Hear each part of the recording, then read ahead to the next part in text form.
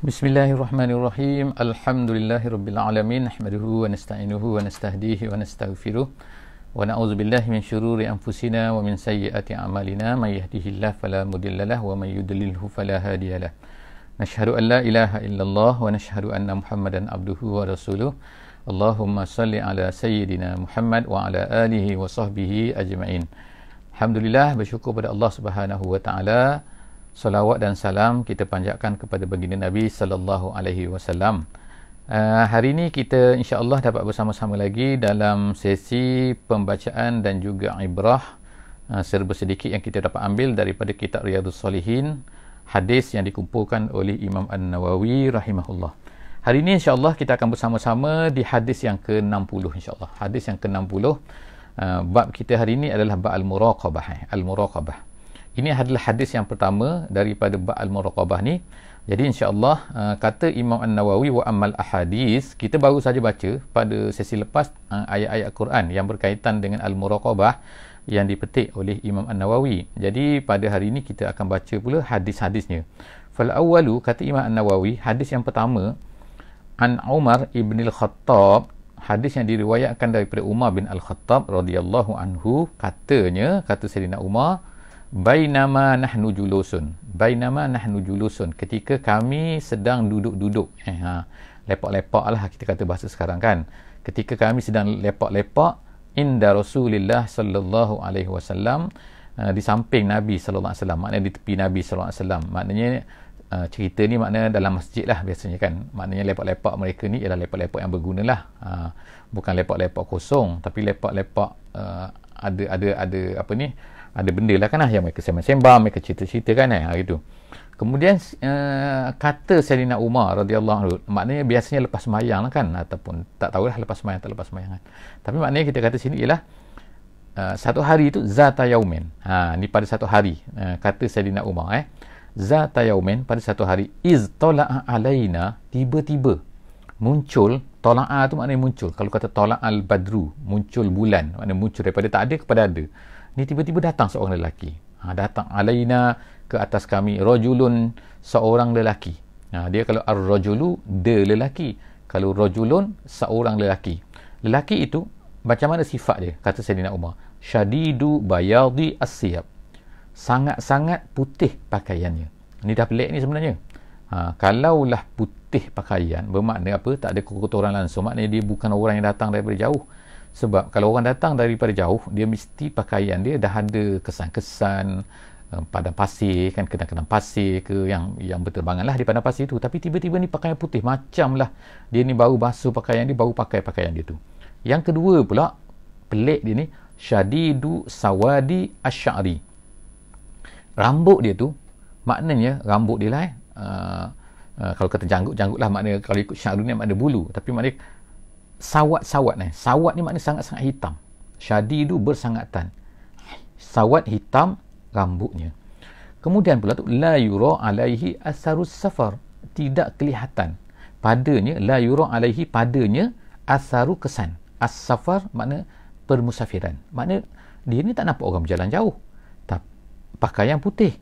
Tetapi yang peliknya tu, dahlah kalau dia tak berjalan jauh, la wala ya'rifuhu minna ahadun, seorang pun tak kenal dia.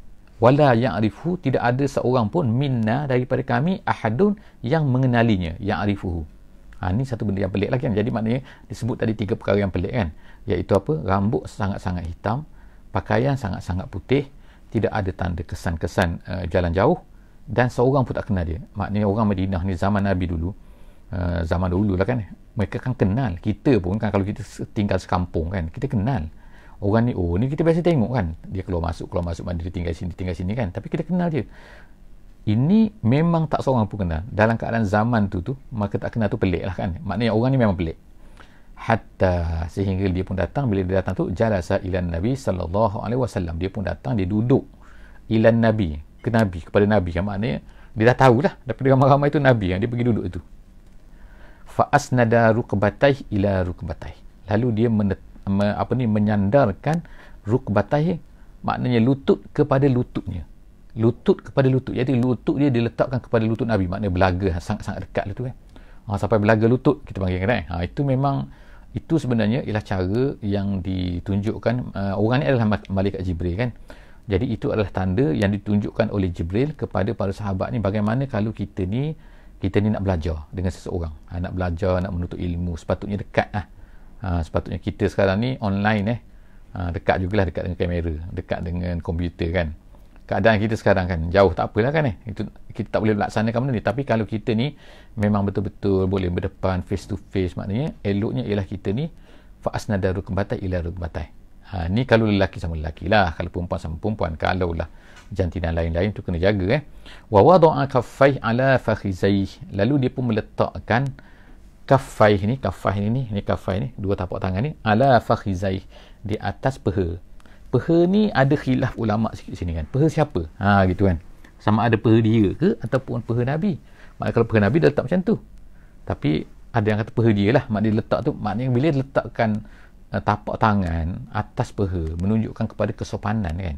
Tak adalah peluk tubuh macam tu ke, ataupun duduk macam tu ke, ataupun tapi letak macam uish, beradab betul lah kan. Tu nak tunjukkan cara lagi tu. Ulama kata kan, bagaimana cara seorang kita nak belajar ilmu, nak bertanya soalan kepada para ulama. Wa qala ya Muhammad, lalu dia pun bertanya ya Muhammad. Dia panggil ya Muhammad. Macam orang tak kenal sangat lah kan. Kalau orang kenal, orang baik, orang biasa tu dipanggil ya Rasulullah. Ini panggil ya Muhammad, wahai Muhammad, akhbirni anil Islam, beritahu sikit aku Islam tu apa. Faqala Rasulullah sallallahu alaihi wasallam, lalu Nabi sallallahu alaihi wasallam pun bersabda, al-Islamu, Islam itu an tashhada an la ilaha illallah wa anna Muhammadar Rasulullah wa tuqimas salata wa tu'tiyaz zakata wa tasuma ramadana wa tahujjal baita in istata'ta ilaihi sabila. Tengok kan, dia pun Nabi sallallahu alaihi wasallam terus jawab. Nabi jawab full, maknanya kita kata. Kalau kita sekarang ni adalah rukun Islam semua sekali ada di situ. Bila Nabi sebut macam ni, Nabi sebut apa kata? Iaitu Islam itu ialah engkau menyaksikan bahawa tidak ada Tuhan melainkan Allah, tidak ada ilah melainkan Allah, dan Muhammad itu Rasulullah. Kamu menegakkan solat, wa tuqimas solah, mendirikan solat, wa tu'tiyaz zakah, menunaikan zakat, membayar zakat, wa tasuma Ramadan, dan kamu berpuasa pada bulan Ramadan, wa tahujjal baita, dan kamu menunaikan haji di al-bait, maknanya Baitullah lah, Baitullahil Haram di Mekah. Ini istata'ta ilaihi sabila, kalau kamu berkuasa untuk pergi kepadanya. Sabila tu jalan, maknanya kamu mampu untuk berjalan kepadanya, kepada bait tu. Jadi tak boleh buat umrah, buat apa haji umrah ke lain daripada al-bait sini Nabi SAW dah sebutkan ni, wa tahujjal bait. Okey, jadi Nabi sallallahu alaihi wasallam, kita tengok sini, dia telah menceritakan semua sekali 5 perkara. Sebagaimana yang kita hari ini bila kita kata rukun Islam berapa? 5 perkara. Jadi sebab itulah ulama-ulama kata hadis ini berlaku, kedatangan malaikat Jibril ni datang kepada Nabi sallallahu alaihi wasallam ini ialah semasa akhir-akhir umur Nabi sallallahu alaihi wasallam, akhir-akhir tahun, akhir-akhir Madinah. Maknanya bukan awal-awal.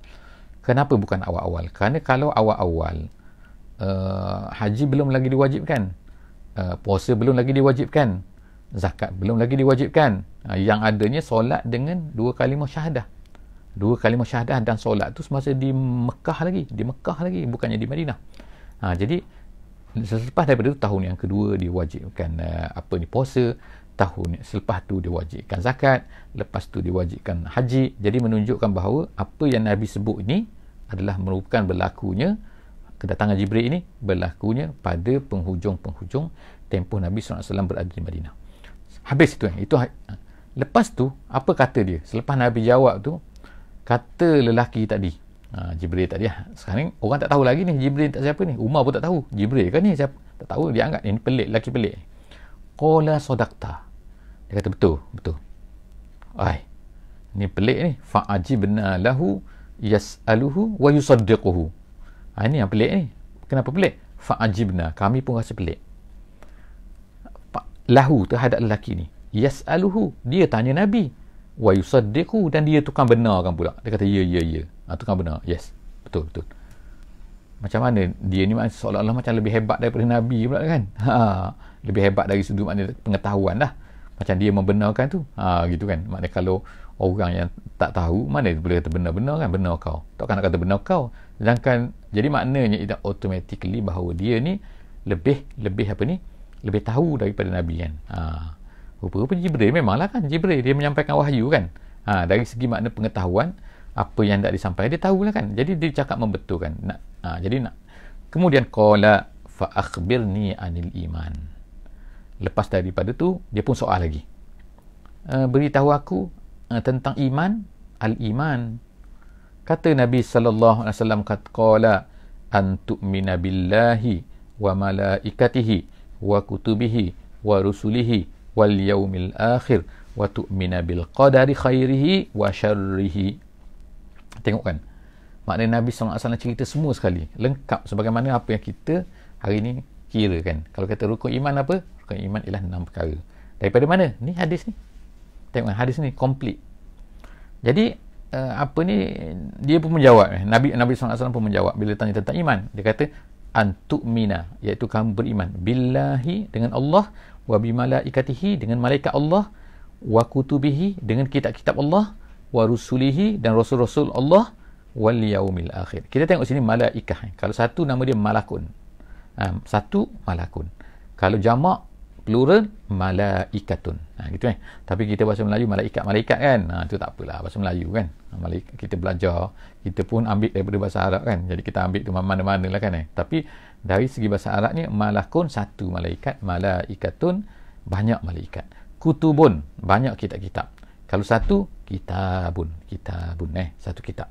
Kutubun. Kemudian rusulun. Rusul tu ialah banyak rasul-rasul. Satu rasulun, Muhammadun Rasulullah. Kalau banyak rasul, rusulun. Gitu Dan kemudian dia kata wal yaumil akhir, dan kamu percaya kepada hari akhirat, wa tu'mina, dan kemudian kamu beriman dengan qadar, ketetapan qadar, kita panggil qadar lah, khairihi wa syarrihi, yang baik, yang buruk, semua tu Allah Subhanahu Wa Taala dah tetap dah berlaku kan. Okey, ini kita tak boleh bincang kita tak boleh bincang lah qadar baik, qadar jahat macam mana pula, baik buruk ni mana. Jangan tu, itu bahaya kalau kita kena berjumpa, kena pengesahkan yang kita ada face to face, insya-Allah boleh kan. Tapi kalau nak tanya online ni kan, nanti kita akan jadi pening nanti kan. Dia kena discuss. Kalau kurang faham benda ni, kena tanya depan-depan kan, kena bincang, barulah boleh kita tulis, insya-Allah. Qala sadaqta. Pula dia pun jawablah kan, lelaki itu berkata sadaqta, betul. Qala, lalu dia bertanya lagi, fa akhbirni anil ihsan. Ihsan tu apa? Beritahu aku tentang ihsan. Dia kata, qala, kata Nabi sallallahu alaihi wasallam, an ta'budallaha ka'annaka tarahu, fa in lam takun tarahu fa innahu yaraka. Kata Nabi, an ta'buda. Ihsan tu ialah kamu beribadah, kamu menyembah, kamu tunduk, kamu menyerah diri, kamu ikut cakap Allah, perintah Allah, ka'annaka tarahu, seolah-olah yang kau lihat dia, bukan kau nampak dia. Ada salah ni kan, dia kata kita boleh beribadah kuat-kuat sehingga kita akan nampak Allah. Tu dah sesat kan nanti. Tak, seolah-olah nanti kan, seolah-olah. Jadi kita ni kalau ada benda nampak kita kan tak, kita akan bersungguh-sungguh lah kita buat kan. Kalau tak ada benda nampak, itu benda perumpamaan. Kita kata perumpamaan manusia kan. Jadi kita ni bila kita beribadah kepada Allah, tak kira lah kita beribadah apa-apa. Ibadah ni sebenarnya semua sekali kan. Bukan hanya kita sembahyang, puasa, zakat, haji. Tak, itu sebahagian daripada ibadah khusus dipanggil. Ibadah ni everything. Maknanya kita hidup, kita mengabdikan diri kepada Allah. Iyyaka na'budu wa iyyaka nasta'in. Hanya kepada engkau lah kami hanya memperhambakan diri, dan kepada engkau lah kami minta pertolongan. Jadi sini Allah Ta'ala kata sini, Nabi SAW beritahu, ihsan tu engkau ni mengabdikan diri engkau kepada Allah seolah-olahnya kau nampak Allah. Dan fa illam takun tarahu, sekiranya kau tak dapat merasai kau dampaknya, fa innahu yaraka, rasailah bahawa dia melihat engkau. Yaraka, melihat engkau. Jadi inilah untuk poin inilah sebenarnya Imam An-Nawawi dia mengambil hadis ni dan diletakkan di dalam bab ni, iaitu apa? Nak menunjukkan bahawa kita hendaklah merasai muraqabatullah, Allah Ta'ala ni melihat kita, memandang kita, memerhatikan segala apa yang kita buat. Gitu. Kemudian dia tanya lagi, fa akhbirni anis sa'ah. Wahai Muhammad, dia kata, maknanya kan, wahai Muhammad, akhbirni, beritahu aku, anis sa'ah, tentang as-sa'ah, hari kiamat. As-sa'ah apa ya? Sa'ah tu kalau ikutnya jam lah dalam bahasa moden ni. Tapi sa'ah sini maksudnya lah hari kiamat. Qala, kata Nabi pula. Apa kata Nabi? Mal mas'ulu anha bi'a'lama minas sa'il. Orang yang ditanya, iaitu akulah orang yang ditanya, Muhammad maknanya kan. Nabi Muhammad sallallahu alaihi wasallam itu orang ditanya. Anha, tentangnya, bi'a'lama minas sa'il. Ma, kita menafikan. Maknanya orang yang ditanya, orang yang apa ni, yang ditanya pun sama juga tak tahu juga, sama dengan macam orang yang bertanya. Yang bertanya tu siapa? Itulah malaikat Jibril itu kan. Maknanya kau dengan aku sama saja, semua kita tak tahu. Tak tahu apa? Tak tahu kiamat ni macam mana kan. Bila lah maksudnya kan, bukan bagaimana sifat dia, tapi maknanya bila dia berlaku tu tak tahu. Kau pun tak tahu, aku pun tak tahu kan. Kalau dua-dua tahu, tak apalah kan. Begitu. Qala, habis soalan tu. Dia tanya lagi. Fa akhbirni, soalan yang keberapa ni? Soalan yang kelima lah. Soalan yang kelima. Qala fa akhbirni an amaratiha. Dia kata, beritahu aku tentang amarat. Amarat ni tanda-tanda. Jadi lalu dia pun berkatalah. Jadi dalam hadis ni Nabi SAW beritahu kepada kita tanda-tanda hari kiamat.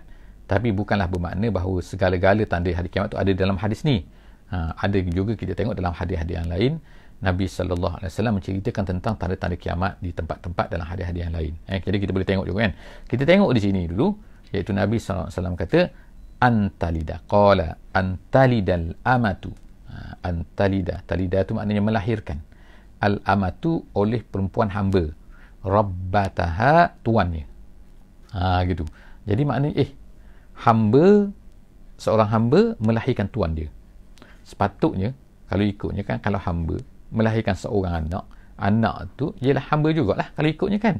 Bukan gitu kan. Maknanya kalau ikutnya lah kan. Maknanya kan. Tapi kenapa pula tiba-tiba dia naik jadi tuan dia? Sedangkan perempuan tu adalah hamba.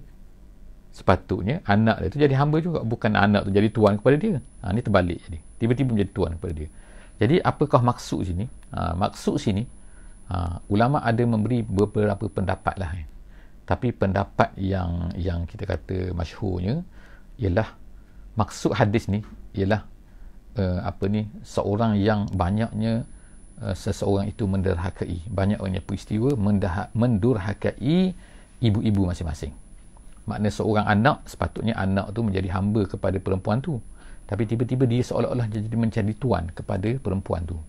Menjadi tuan maksudnya menyuruh, memaksa, memperhambakan ibu dia pula.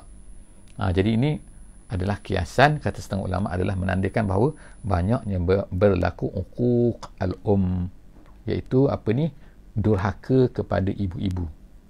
Gitu itu penjelasan setengah ulama lagi. Kata cerita lain lagi, berlakunya perhambaan, lepas tu anak tu merdeka, lepas tu jadi wallah, itu maknanya itu panjang cerita kan. Tapi kita ambil yang simple je. Ulama kata salah satu daripada tanda kiamat yang Nabi nak sebut sini ialah banyaknya berlaku uquq, iaitu kedurhakaan kepada ibu sendiri. Kemudian yang pertama. Yang kedua, Nabi kata wa antarul hufatal uratal alata ri'a asy-sya'i yatatawaluna fil bunyan. Nabi kata kamu dapat lihat dekat tanda kiamat ni al-hufah ni ialah orang-orang yang berkaki ayam. Berkaki ayam maknanya tak ada slipper, tak ada kasut. Maknanya sini cerita pasal orang miskin ni sebenarnya. Al-urah ni, al-hufah ni orang yang berkaki ayam, maknanya kalau orang tu kaya, orang tu ada duit, dia akan beli kasut, dia akan beli slipper, walaupun zaman dulu Jadi kalau hufah ni tanda ialah orang miskin. Tu yang pertama. Hufah, dia ni urah pula tu. Urah ni tidak berpakaian, bukan maknanya tak pakaian langsung, tapi tak cukup berpakaian, maknanya tak cukup pakaian maknanya miskin lah. Bukan macam kita sekarang kan, pakaian penuh almari kan, dalam wardrobe tu, ya Allah, lebih-lebih pakaian kan. Ini cerita ni pakaian maknanya orang yang miskin sehingga pakaian dia pun dah tak cukup. Memang zaman Nabi, zaman selepas itu memang sahabat-sahabat memang macam tu, pakaian mereka ni sikit je, tak banyak macam kita ni kan. Kalau Nabi kita sendiri pun tak banyaklah pakaian kan. Sebab itulah maknanya mereka pakai basuh, setengah sahabat tu sangat miskin, mereka terpaksa basuh pakaian tu, mereka terpaksa terpaksa duduk dalam rumah sebab nak tunggu pakaian tu kering. Jadi setengah tu pakaian untuk solat tu bergila-gila dengan isteri. Sebab apa? Sebab sangat-sangat miskin. Sampai macam tu kan orang zaman sekarang ni, jangan ceritalah pasal ni. Jadi Nabi SAW cerita, mereka ni orang tu miskin, dia tak ada kasut, dia tak ada pakaian. Kemudian al-alata. Alata tu makna miskin, makna meminta-minta lah, makna terpaksa lah. Lepas tu ri'a asyai, kerja dia memelihara kambing. Maknanya cerita masyarakat yang memang rendah lah kan, dari segi level kehidupan dia kan. Tiba-tiba Nabi kata ya tatawaluna fil bunyan, berebut-rebut. Yang asalnya orang macam tadi tu, orang macam tadi tu tiba-tiba berebut-rebut untuk membina bangunan yang tinggi. Ni macam-macam lah sekarang ni kan, orang kata lah, orang cuba ni kata tu sekarang ni bangunan tinggi tu di sini, di sana, di negara Arab dan sebagainya tu kan. Kita tengok dulu mereka tu orang miskin yang memelihara kambing, tiba-tiba mereka ni membina itu macam-macam lah penafsiran saya. Jadi kita tak, itu terpulanglah kepada penafsiran sendiri kan. Saya serahlah kan kepada tuan-tuan dan puan-puan kan. Tapi memang hadis ni maksud ya tatawaluna fil bunyan, mereka itu memang tu berebut-rebut, tatawal maknanya meninggi-tinggi bangunan. Kemudian habis 5 soalan dia tanya kemudian summan talaqa. Kemudian siapa tadi tu? Lelaki tadi tu, Sayyidina Umar kata dia pun intalaqa maknanya dia pun berangkat pergilah. Jadi Sayyidina Umar kata falabistu maliya, aku pun makna falabistu, aku duduklah di situ kan, tak lama. Maliya ni kalau dalam bahasa Arab maknanya ialah satu tempoh masa yang tak lebih daripada 3 hari. Maknanya tak berapa lama lah, bukan terus direct masa tu. Falabistu tak berapa lama, berapa hari selepas tu dia kata summa qala, Nabi SAW pun berkata falabistu maliya, tak lama tu tapi tak lama ni tak tentu masa mana. Ada yang kata tak lama selepas betul lelaki tu dah pergi dah. Ada yang kata makna tak berapa lama, makna sehari 2 hari lepas tu Nabi jumpa dengan dia. Nabi jumpa dengan Sayyidina Umar. Kan Sayyidina Umar jumpa dengan Nabi. Jadi Nabi SAW pun bertanya kepada Umar. Summa qala, berkatalah Nabi kepada Umar. Ya Umar, kata, wahai Umar, atadri manis sa'il? Dia kata, kamu tahu tak siapa yang bertanya tu?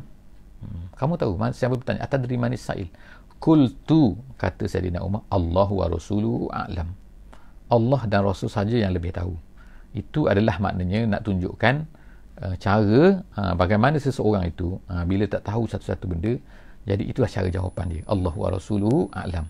Kalau kita sekarang ni Allahu a'lam lah, Allahu a'lam bis-shawab. Kalau kita kata Allahu a'lam bis-shawab, Allah Maha tahu dengan yang sebenarnya. Shawab tu makna betul. Makna kalau kita cakap, kalau kita jawab soalan ke orang tanya kita kan, makna kita serahkanlah kepada Allah. Mana tahu kan kita jawab ni tak betul, jadi kita kata Allahu a'lam bis-shawab. Itu Jadi kata Sayyidina Umar, Allahu wa rasuluhu a'lam, Allah dan Rasulnya lah yang lebih tahu. Qala, lalu Nabi SAW pun menjelaskan, fa innahu Jibril, dia tu Jibril, dia tu tahu tak Umar, dia Jibril tu. Atakum, dia telah datang kepada kamu, yu'allimukum, dia nak mengajarkan kepada kamu dinakum, agama kamu. Agama kamu. Jadi kita panggil rawahu Muslim, hadis ini diriwayatkan oleh Muslim. Jadi apa yang dapat kita daripada kata-kata Nabi ni, dinakum, dia nak mengajarkan agama. Jadi kesimpulan kita kata agama tu apa? Jadi agama tu anda agama tu yang ditanya oleh Jibril tadi tu. Yang pertama apa dia yang dikatakan, kita panggil rukun agama ni. Kalau rukun Islam 5 perkara, kalau rukun iman 6 perkara.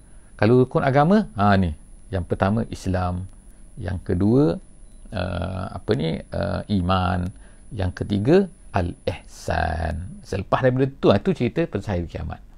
Jadi maknanya sini itulah agama. Jadi kita sebagai orang Islam, sebagai orang yang kita kata yang sebagai agama Islam, din Islam, jadi dia sebenarnya merangkum tiga-tiga tu. Jadi nombor 1 al-iman. Jadi tak cukuplah agama kalau tak ada iman tak betul, Islam tak betul ke, ataupun ihsan tak ada. Jadi alhamdulillah, itulah kesimpulan yang dapat kita ni. Jadi hadis ni dipanggil hadis Jibril, masyhur hadis Jibril, dan agak panjang sikit lah, tapi dia merangkumkan semua sekali rukun iman, rukun Islam, al-ihsan, dan juga tanda-tanda hari kiamat. Kata Imam An-Nawawi, wa makna talidul amatu rabbataha. Dia cuba explainkan hadis tadi kan, perkataan yang ada dalam hadis tadi, ai sayyidataha, iaitu tuannya.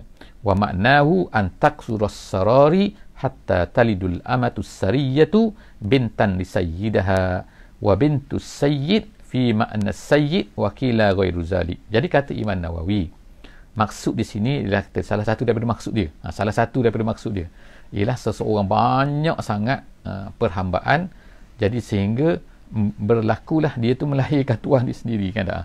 Macam mana ke tu? Itu panjanglah cerita tu kan. Betul dia tak pusing-pusing, tapi Imam Nawawi kata akhirnya waqila ghairu zalik, kata kil, kata pandangan lain ialah lain, maksudnya lain daripada tu. Jadi kita tak sebutlah itu kan. Kemudian tu Imam Nawawi menyebutkan tentang al-alatu, artinya ialah apa? Al-fuqara. Tadi ada kan? Orang tu al-alatu, al-hufata, al-urata kan, itu kan. Kemudian wa qawluhu, kata Imam Nawawi, maliya. Apa maksud maliya? Maliya artinya ialah zamanan tawila, satu waktu yang lama. Sebab tu yang tadi kata falabistu maliya, maknanya bukan lelaki tu pergi pun tu dia tanya tak. Tapi maknanya lama tu dia katakan bahawa dia jumpa dengan Nabi SAW, Nabi berjumpa dengan dia, terjumpa ke benar-benar. Tadi Nabi tanya, kau tahu hari tu siapa? Umar. Jadi dia kata wa kana zalika salasan. Dia kata zaman tu kata tiga, kata tiga apa? 3 hari. Gitu jadi habis hadis yang ke-60. Alhamdulillah, kita akan masuk kepada hadis yang ke-61 daripada Al-Muraqabah, iaitu hadis yang diriwayatkan oleh Abu Zar Jundub Ibnu Junadah. Jadi Alhamdulillah, kita berhenti setakat itulah insyaAllah. Pada hari ini kita akan sambung, akan datang hadis yang ke-61. Aqulu qawli hadza wa astaghfirullahal azim li wa lakum wa billahi taufiq wal hidayah. Wassalamualaikum warahmatullahi wabarakatuh. Bismillahirrahmanirrahim. Wal 'asri innal insana lafi khusr illa allazina amanu wa amilus solihat wa tawasaw bil haqqi wa tawasaw bis sabr.